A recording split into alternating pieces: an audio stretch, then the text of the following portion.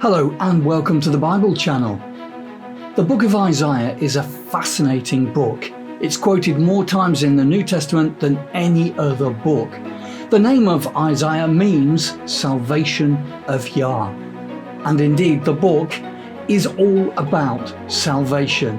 Join us now as we delve into this fascinating book. Don't forget to like, share and subscribe, and drop us a comment in the comment section if you've got something to say.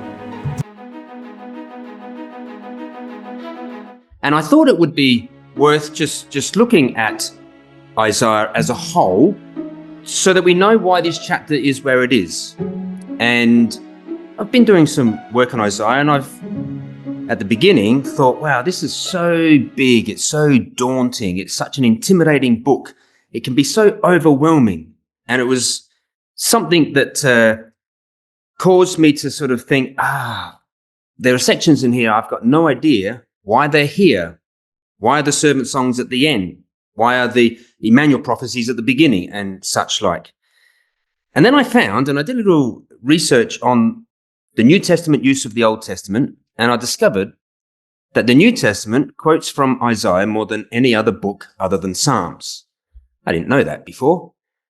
And it wasn't because they were all found in Revelation or all found in Romans. It's all through the New Testament. So each gospel independently quotes from Isaiah more than any other book. Luke quotes in Acts from Isaiah more than any other book other than the Psalms. But the Psalms isn't really one collective writer. It's a collection of many writers. The Apostle Paul quotes from the book of Isaiah more than any other book. The Lord Jesus Christ himself quotes from Isaiah more than any other book. And so it dawned on me that unless I've got a bit of an understanding of Isaiah, I might be missing out on what's going on in the New Testament. So important, this book. It's the head of all the prophets, isn't it? It's the beginning of the major prophets. It's the beginning of all the prophets.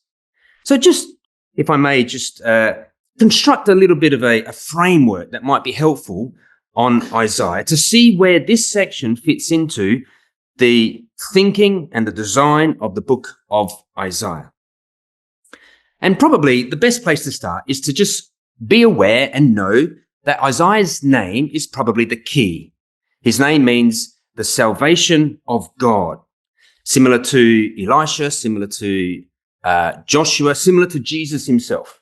The salvation of God. This book is a book all about salvation. But why do we need 66 chapters to tell us all about salvation? Isn't it a simple subject? Isn't it the gospel of salvation that can be summed up in a simple manner? Well, there's a few things in here that God deemed necessary for us to understand. And probably the first thing to note in the book of Isaiah is that it naturally falls into two parts. You probably are all aware of that. You get to Isaiah 40 and it changes. You get words in Isaiah 40 to 66 that you haven't come across in Isaiah 1 to 39. It starts differently. Comfort ye, my people, speak ye comfortably to Jerusalem. And the word comfort goes on to be used a number of times in the second half, but only once in the first half. And the word salvation and the word joy and the word light and the word Gentiles, all in the second half, hardly used, if at all, in the first half. So two distinct halves. One's focus is on judgment. The other is a focus on comfort. So I've called them the book of judgment and the book of comfort.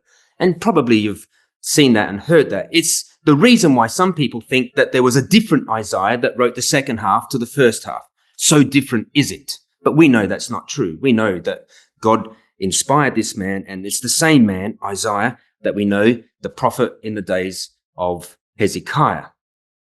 But this is also important because the first half of Isaiah, there's one power that's dominant. It's the Assyrian power, the then known power of the time.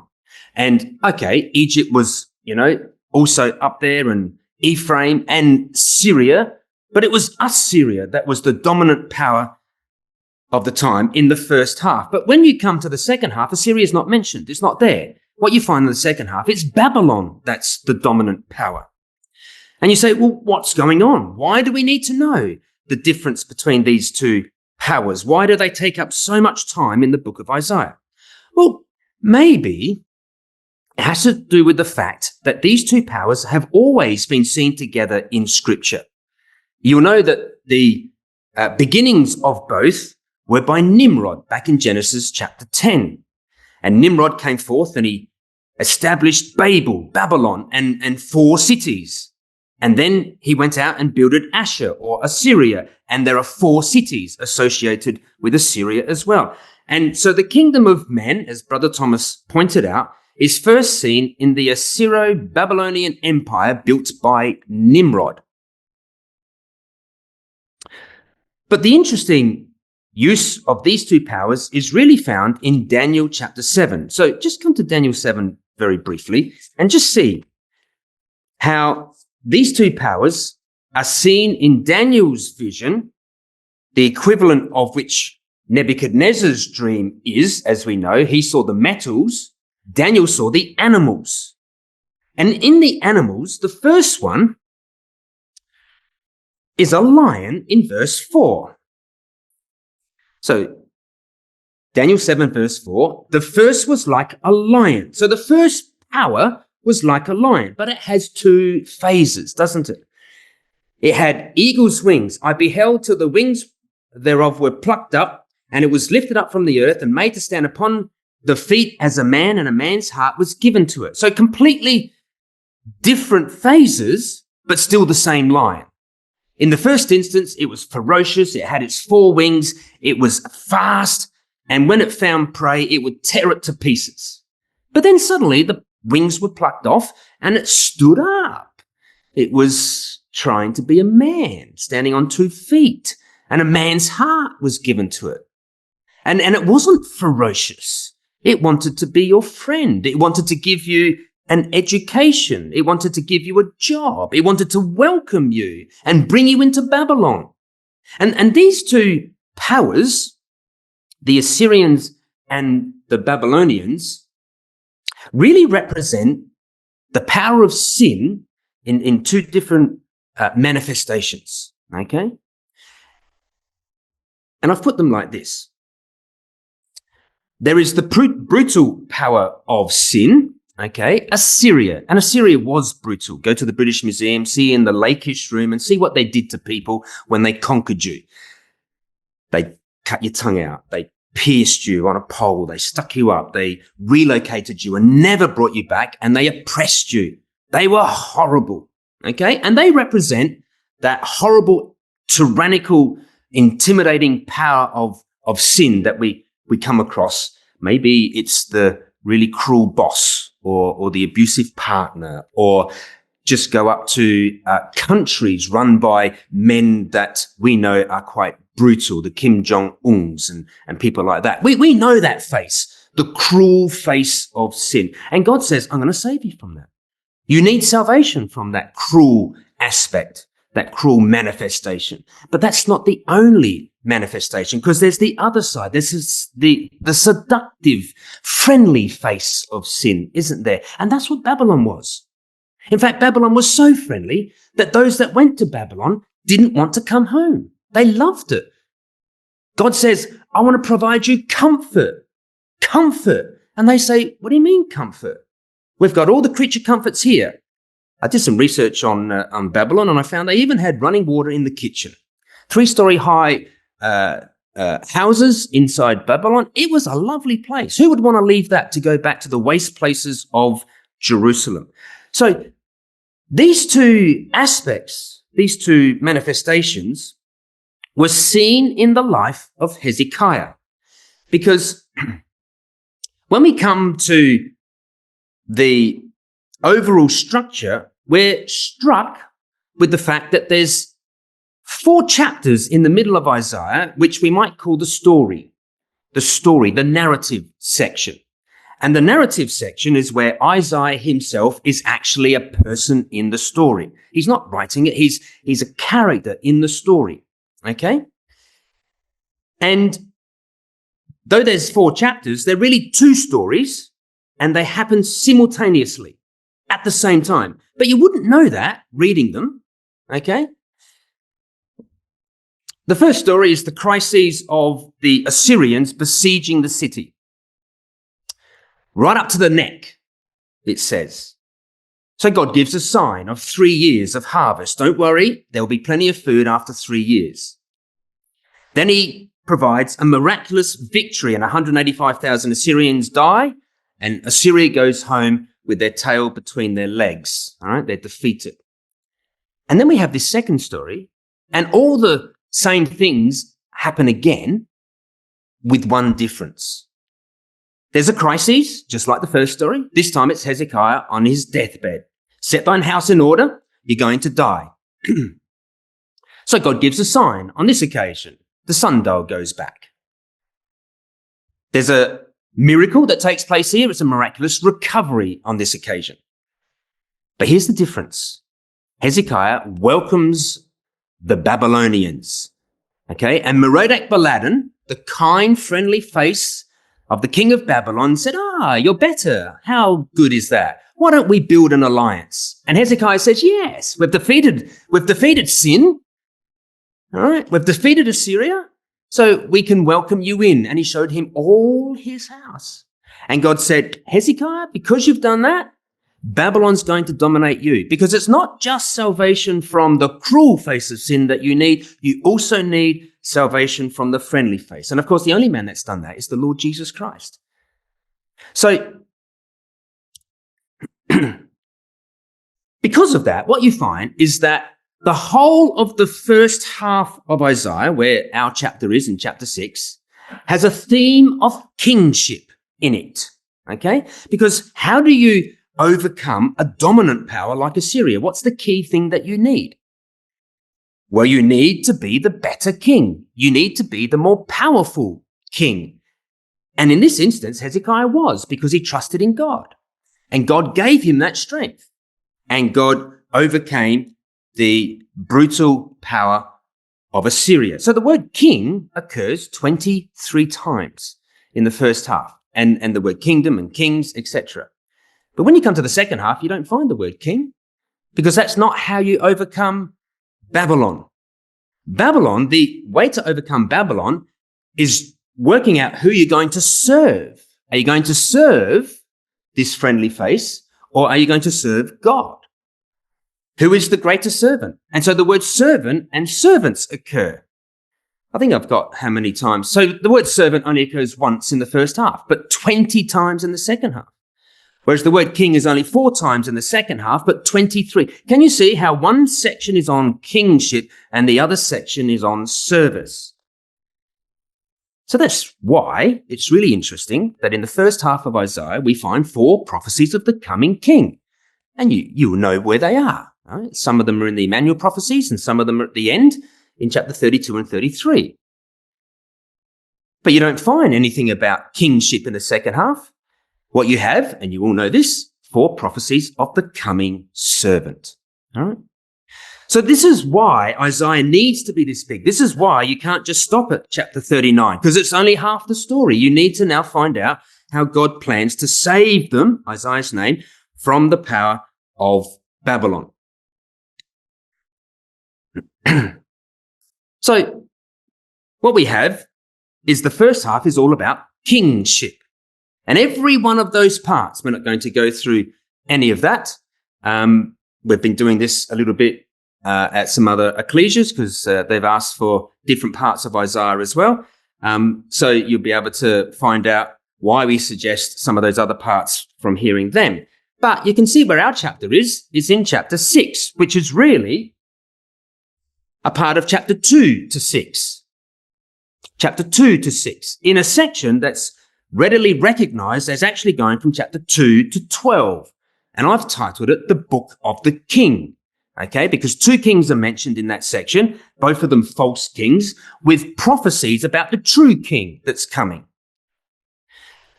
And then the book of burdens and the book of woes is all about leadership. Don't go to the nations around for leadership. Book of burdens. Don't stay with the leaders that you've got currently in your cabinet there in Jerusalem, because there's the Egyptian party wanting to do this and there's the Assyrian party wanting to do that. So leadership within, leadership without, all of the first half is about leadership. And what God's plan is to provide the true leader, the Lord Jesus Christ. And then just for interest, the second half splits up like that. And it's all about service, the theme of service, of being a true follower.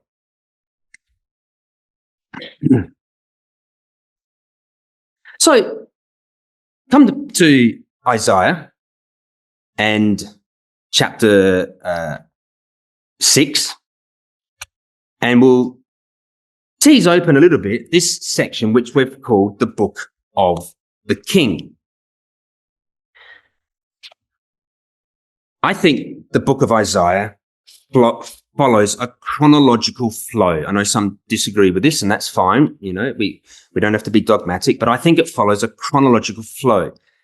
And the chronological flow can be seen by mapping who's reigning and who dies in the story, going all the way through from Isaiah all the way through to the New Testament, to the second half when they go into Babylon, and then they return under the leadership of Nehemiah by the end of the book. So a chronological flow. And one way to see this is to see how our chapter fits into this. Because this section, chapter 2 to 12, most of you will be aware, chapter 2 to 12 has in the center of it two stories, two narratives, where Isaiah is a character in the story.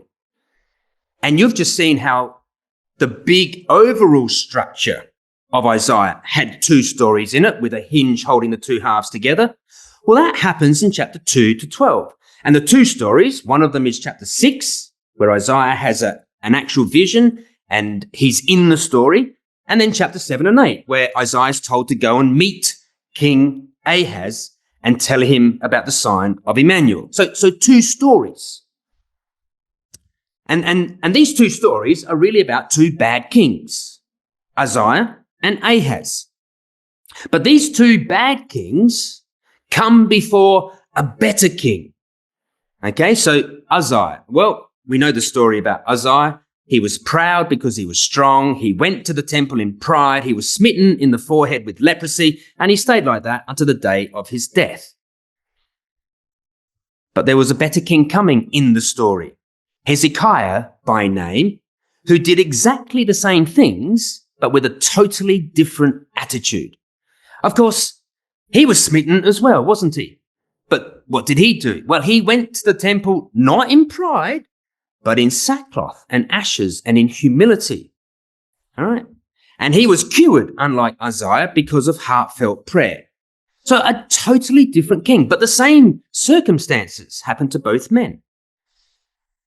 And in chapter 7 and 8, you get Ahaz, the arrogant King Ahaz, because he's totally selfish.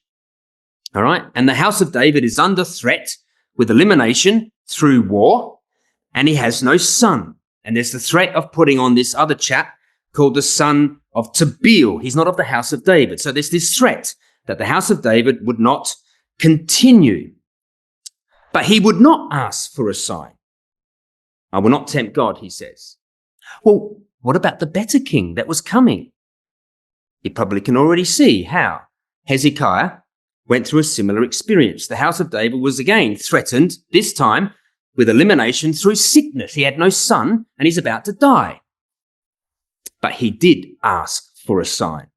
So you get this wonderful method by which Isaiah is showing you the bad failed leadership, but then gives you the hope of the better leadership of Hezekiah. And Hezekiah, of course, still failed. We know that, but he was a type of Christ who would succeed. So these two failed kings, okay, Isaiah and Ahaz. Why do we need to know about these? Well, they really represent the two sides, the extremes of the brotherhood. And you can sometimes go too far to the right, sometimes too far to the left. And you'll end up with failure, you see. Okay? One will lead. So Isaiah, it's not that he didn't believe God anymore, was it? It's not that he thought we better close the temple doors and stop God from even being mentioned. He wanted to worship God, but he wanted to do it according to his understanding. Okay? He interpreted the rules that God had given in his own favor, a bit like Cain. All right? Whereas Ahaz, he shut the doors.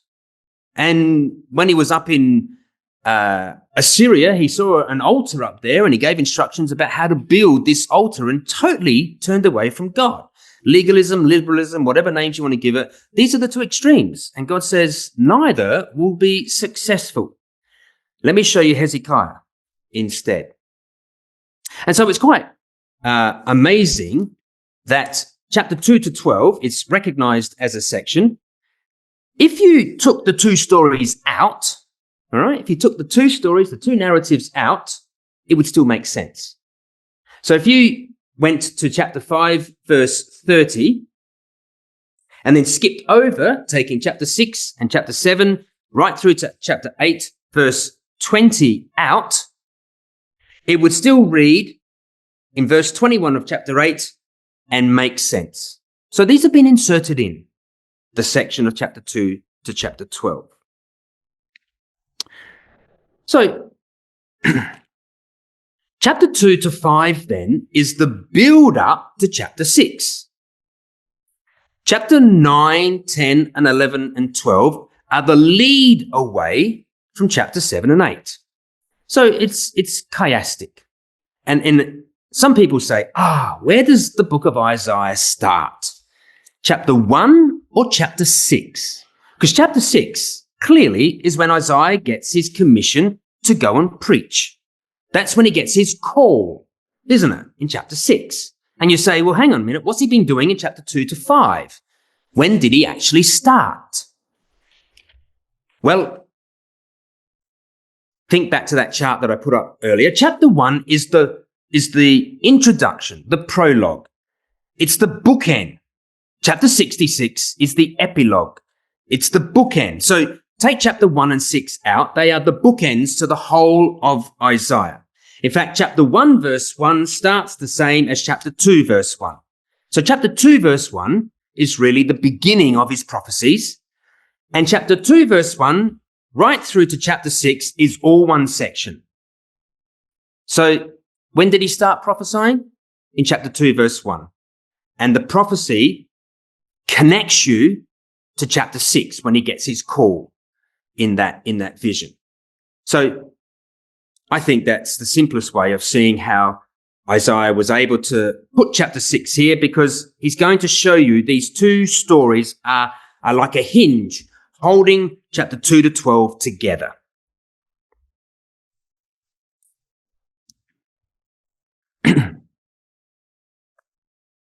So these two stories are about failed kingship. And we've seen how Uzziah and Ahaz both failed because they didn't do things the way that God wanted. And Uzziah, of course, he just died in chapter 6, and he never repented from trying to be a king priest because he was an illegitimate one. He was from the wrong tribe. He wasn't allowed to be the priest, only allowed to be the king. But he wanted to be a king priest. And so God struck him with leprosy.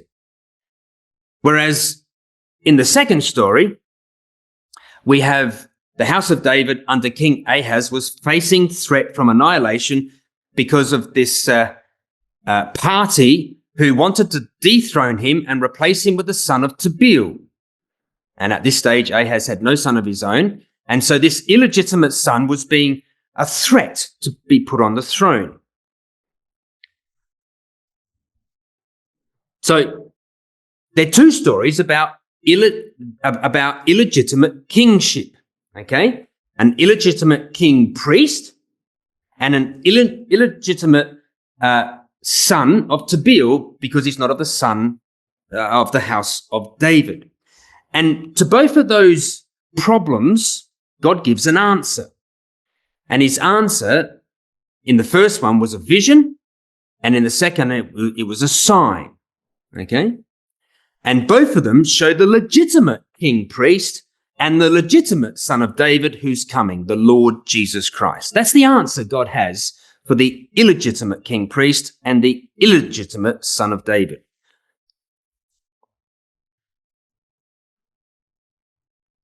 So let me just show you how this works. In chapter 2 to 4, the information in chapter 2 to 4, all of this information in chapter 2 to 4 is going to come up strongly in chapter 6. You'll see it in a minute. You'll see, oh, wow, okay, no wonder chapter 6 is placed here. I'm just going to put it on the screen rather than go through any verses here. You'll see all the information up here, and you'll recognize sections. We all know Isaiah 2, verse 1 to 5. We use that in lectures, don't we, about the future when God's house will be a house where people will want to go up and say, let us go up to the house of God. He will teach us of his ways. We know that section, okay? And clearly it's a prophecy of the future, Jerusalem of the future. Well, did you know that chapter 4, verse 2 to 6 is also a picture of Jerusalem in the future?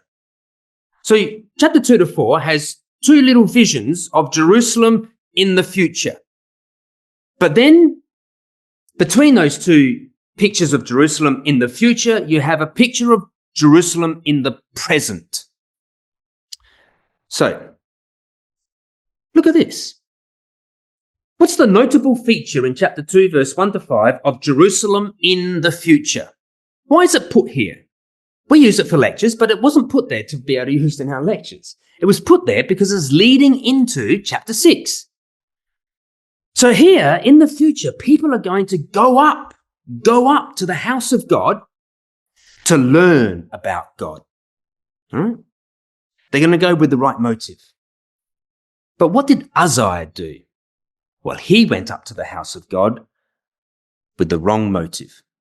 He went in pride. He wanted to be a king priest. He wanted to offer incense, a job that was not permitted for him to do. So this little prophecy of the future is telling you that this is the complete opposite to Uzziah.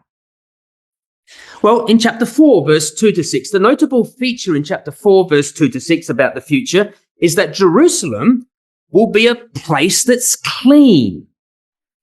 Have a look at verse 4 or verse 3. And it shall come to pass that he that is left in Zion and he that remaineth in Jerusalem shall be called holy, even everyone that is written among the living in Jerusalem, when the Lord shall have washed away the filth of the daughters of Zion, and shall have purged the blood of Jerusalem from the midst thereof, by the spirit of judgment and by the spirit of burning.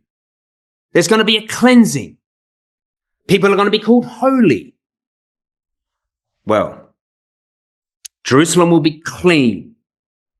Well, that's quite different to Uzziah, isn't it? Uzziah had leprosy. He was unclean. He was not holy. So it's countering everything that Uzziah stood for. So that's the two prophecies of Jerusalem in the future. And they connect to Uzziah, don't they? What about in the middle? Well, Jerusalem in the present. Well, this starts in chapter 2, verse 6. And in chapter 2, verse 6, all the way through to verse 22, you have a description of all the proud men in Jerusalem being punished with judgment. All the proud men. Have a look, verse 12.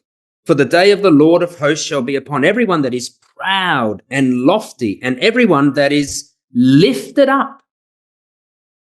Verse 13, and upon all the cedars of Lebanon that are high and lifted up.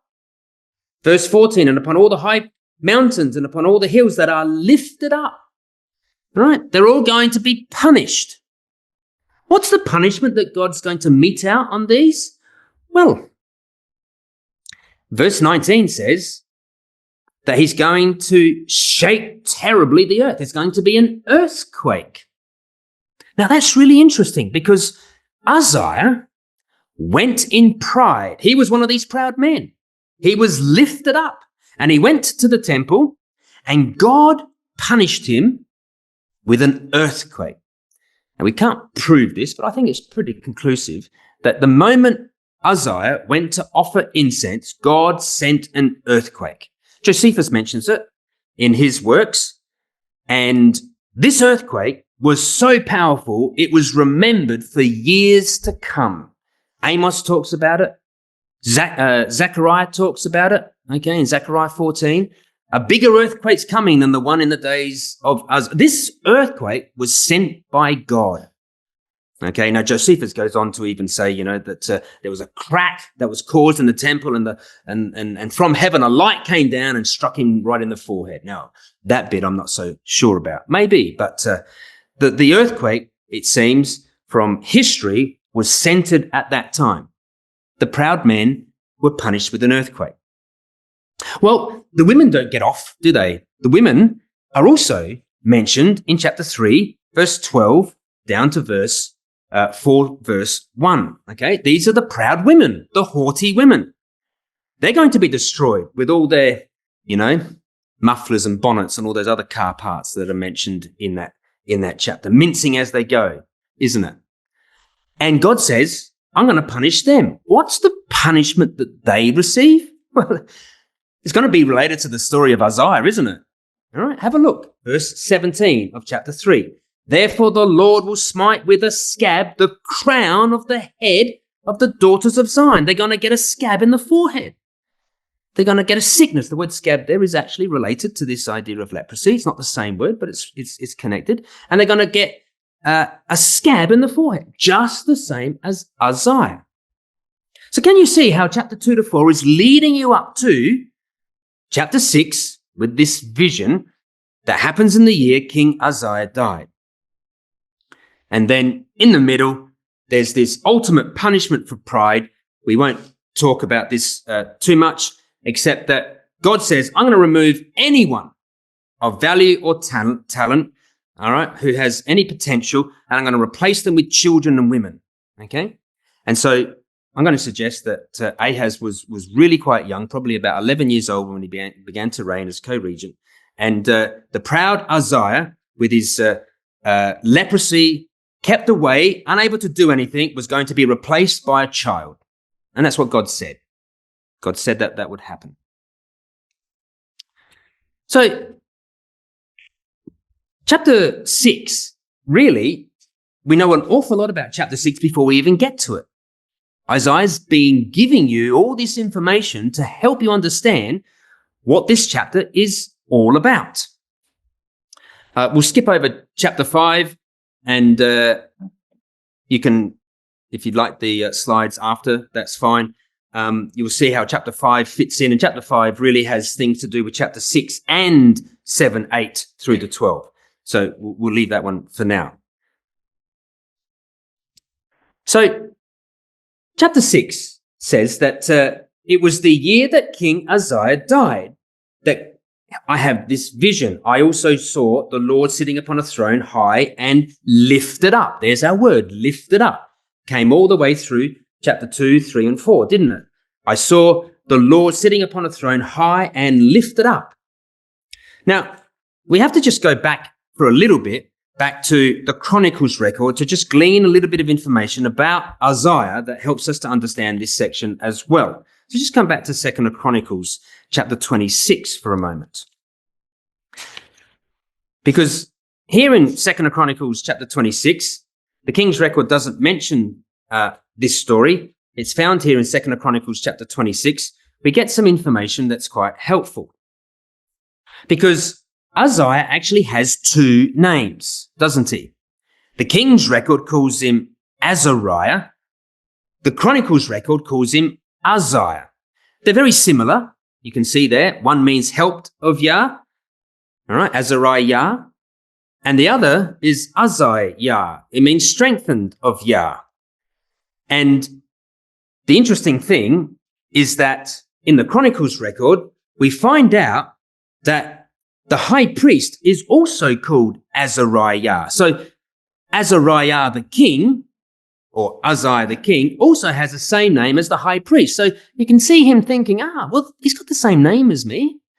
And, I think I am just as legitimate in being able to be a priest as he is. And so he tries to join the two roles of king-priest. But it's quite ironic how these two names of this one king are played upon in the story. Have a look at verse 15. And he made in Jerusalem engines invented by cunning men to be on the towers and upon the bulwarks to shoot arrows and great stones withal. and his name spread far abroad, for he was marvelously helped, Azariah, until he was strong, Uzziah, right? But where did his strength come from this moment onwards?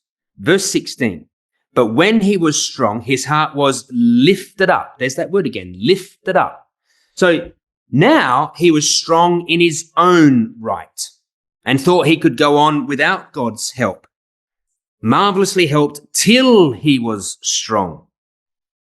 His heart was lifted up. And it was lifted up because he went to the temple with the wrong motive, for the wrong reason. Verse 16 says that he went into the temple of the Lord to burn incense upon the altar of incense.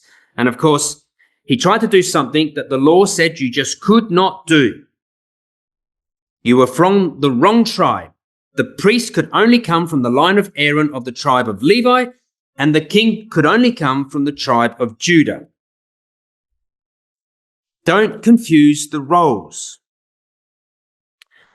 Now, Uzziah thought he could do both. And so Azariah, the high priest, took 80 other priests and they crammed into the holy place after him, and they withstood him and stopped him. You cannot do this, they said in verse 18. This is the role of the priests only. Leave the temple and leave this desire to be king priest. But of course, anger and resentment in verse 19 built up in Uzziah. So God struck him with leprosy, and it rose up in his forehead. And in verse 20 and 21, he flees from the temple in shame. And of course, he had leprosy in his forehead, and there's the high priest with the crown on his forehead, holiness to Yahweh, holiness to the Lord. Totally the opposite, isn't it? And he's cut off from God's house because he's got to live in an unclean house because he's a leper. So what's God's remedy to all this? Well, Isaiah gets this wonderful, beautiful vision, a vision about true leadership. So come back to Isaiah 6 and just piece together some of these verses here in Isaiah chapter 6. Because what Isaiah sees is everything the opposite to Uzziah. Because in chapter 6, he sees the Lord sitting upon a throne. Okay, so that means he's a king. He's sitting on a throne. All right. High and lifted up. He's got the right motives for being there. And his train filled the temple. This word train, it is used of the ephod in Exodus 28. It's a priestly garment. It's the robe of the ephod. So here's somebody who is a king priest, but a legitimate one provided by God, one after the order of Melchizedek. And then it says in verse 2, and above it stood the seraphims. Each one had 6 wings. With 2 he covered his face, with 2 he covered his feet, and with 2 he did fly. Now you probably are aware that the word seraphim means burning ones, fiery ones. In fact, it's the very same term as the fiery serpents in the wilderness. But these ones are fiery without the serpent, aren't they? They don't have the serpent. They are the saints. They are the angels. They are the multitudinous seed in prospect. All right? The many seraphim. It says that there's seraphims, okay? Many seraphims, but then it says with 2 he covered his face. So many, but in the pronoun he. So it's the multitudinous body of Christ. And it's just worth maybe noting that there's a primary fulfillment of this verse right here in this section, the book of the King, chapter 2 to 12. Just come over the page to chapter 8, and you find that in verse 11, for the Lord spake thus to me with a strong hand and instructed me that I should not walk in the way of this people. Isaiah, go and cover your feet. All right, go and cover your feet. But then in Isaiah 8, verse 17, God says, and I will wait, Isaiah says, and I will wait upon the Lord that hideth his face from the house of Jacob. Isaiah, I'm going to hide my face. With two, he hid his face. So there is a primary fulfillment to this. And we know the message that Isaiah is told to take in verse 10. It wasn't a pleasant message. God's saying, I'm over this people. I'm not going to walk amongst you. I'm not going to let you see my face. I'm going to cover my face. But we'll have a look at a secondary fulfillment in a moment. There's the primary fulfillment. And then in verse 3, they're crying out, holy, holy, holy. The whole earth is full of God's glory. Quite different to Uzziah, who is over there in his leprous house and is being called unclean, not holy at all. So this individual that sits on this throne is a complete contrast in every way to Uzziah. Instead of unclean, unclean, it's holy, holy, holy. You couldn't find a more distinct difference between the two kings, the illegitimate one that tried to be a king priest and the legitimate king priest in this vision. And then it says in verse 4, and the posts of the door moved at the voice of him that cried, and the house was filled with smoke. So the posts of the door moved. They shook. There's an earthquake in this vision. But this earthquake doesn't strike the king down. The earthquake is there because the king is there manifesting God's glory. And then it was filled with smoke. What sort of smoke do you think? Well, it's got to fit the story, doesn't it? It's going to be incense smoke. That's what Uzziah went to do. He went to light incense and fill the temple with incense smoke, and he wasn't allowed to do it. This king is there with the incense smoke. So you're getting quite a different picture. The build-up that we've had in chapter 2 to 4 is leading you into this. Now, this amazed Isaiah. And in chapter 6, verse 5 down to verse 8, we get the sense of awe from Isaiah. The vision overwhelmed him. And the amazing thing in this section, brothers and sisters, is that Isaiah felt so inadequate. He felt a fraud as well. He felt actually, I can see what's going on. I can see the comparisons that you're making in this vision, God, between the illegitimate Uzziah doing all these things and this one that's coming that you're promised. I can see that. And you know, I feel like I'm Uzziah here in this story. I feel just like him. I am the one that's unclean, he says. I am undone. Woe is me, because I am a man of unclean lips. I go around saying unclean, unclean. I'm not worthy to be in the presence of this legitimate king priest. I dwell in the midst of a people with unclean lips. My king is unclean. And he confesses, doesn't he? He pours out his heart in confession that he's a sinner, that he's unclean, that he's just like his king, Uzziah. And so, lo and behold, one of the seraphims, having a live coal in his hand, coming from that altar, he brings it over and he touches his lips and he says, thine iniquity is taken away, thy sin is purged. Imagine Uzziah. He could have done that. Uzziah could have been cleansed, and he never was. He didn't have the sense to confess like Isaiah does in this vision. All right. And so Isaiah's made clean.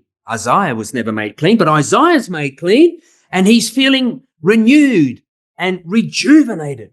And he says, and he hears a voice in verse 8 saying, whom shall I send, and who will go for us? Oh, I'm ready. I'm cleansed. Please send me. Here am I. Send me. So there's the choice, brothers and sisters. Stay in our pride, stay in our selfishness, or have the attitude of Isaiah and recognize our failings and ask God for forgiveness. Here am I. Send me. But of course, in verse 9 down to verse 12, it wasn't a very pleasant message that he was going to have to send. All right.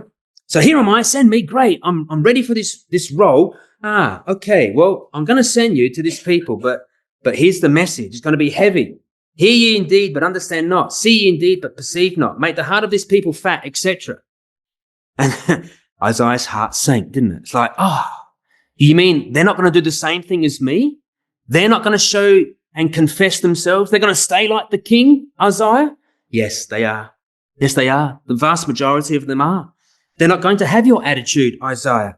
Well, who's going to receive the benefits of this king priest? Well, come over to John, just briefly. John chapter 10, all right? Some of you will know this connection, but John quotes from Isaiah 6 in the life of the Lord Jesus Christ in John 12.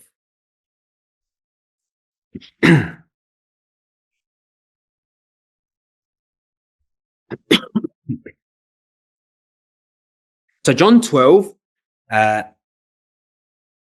verse 37, but though he had done so many miracles before them, yet they believed not on him, that the saying of Isaiah the prophet might be fulfilled. And he quotes from Isaiah 53, doesn't he? Lord, who hath believed our report, and to whom hath the arm of the Lord been revealed? Therefore they could not believe, because Isaiah said again, he hath blinded their eyes and hardened their heart, that they should not see with their eyes, nor understand with their heart, and be converted, and I should heal them. These things said Isaiah when he saw his glory and spake of it. He's quoting from Isaiah 6. So in Jesus' day, the people haven't got any better. They're doing exactly the same thing. So here's something quite interesting.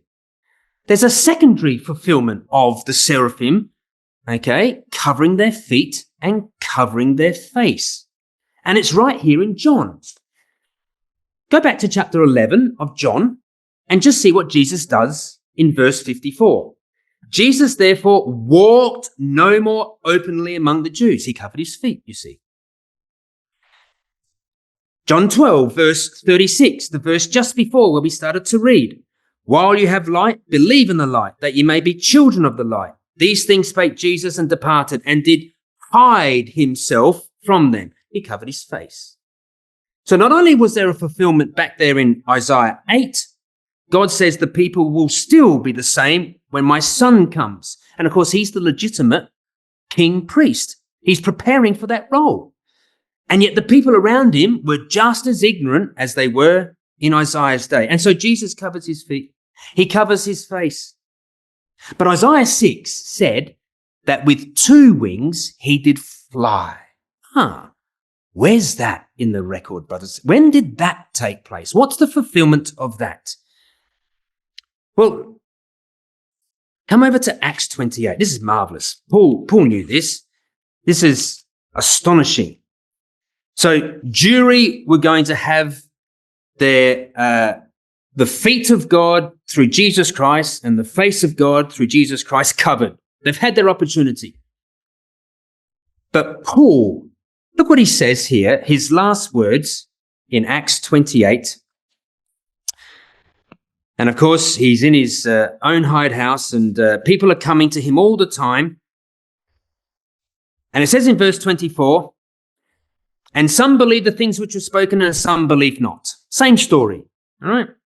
And when they agreed not among themselves, they departed after that Paul had spoken one word. Well spake the Holy Spirit by Isaiah the prophet unto our fathers, saying, and he quotes from Isaiah 6, doesn't he?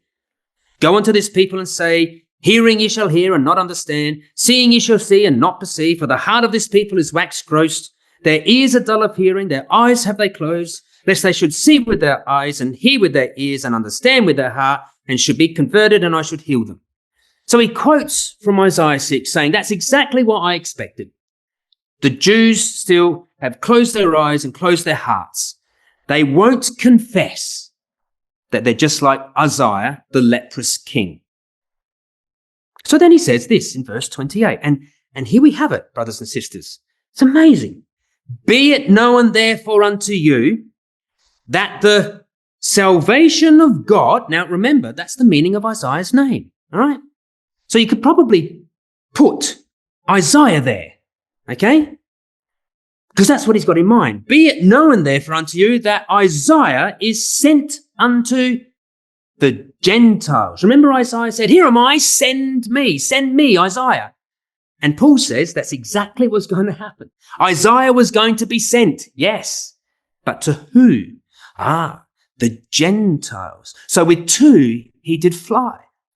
because you have to go over sea to get to these places. It's not just walking anymore. It's having to go over the waters. And the gospel was going to spread across the world so that we in Coventry, Grosvenor Road in 2025 could hear about the gospel, understand it, and like Isaiah, confess before God and seek God's forgiveness. And because of that, God has said, I will save you. So I think that's really the crux and the essence of Isaiah chapter 6. And I just love how we can find ourselves in that chapter and see how Isaiah put this whole book together so that we could follow through and see how it all works, the salvation of God. Thank you. If you found this video helpful, don't forget to hit that like button.